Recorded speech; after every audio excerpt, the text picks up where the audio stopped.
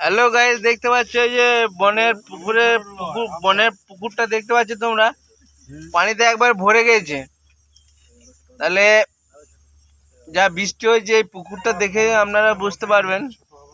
এই যে গলাকাটা বাঁধ বলে, এইটা গলাকাটা বাঁধ। আর এই দিকটা দেখতে পাচ্ছ সবুজ আর সবুজ। আর এই হাবিবুলের টোটোতে আমরা যাচ্ছি এখন বনভেলার দিকে।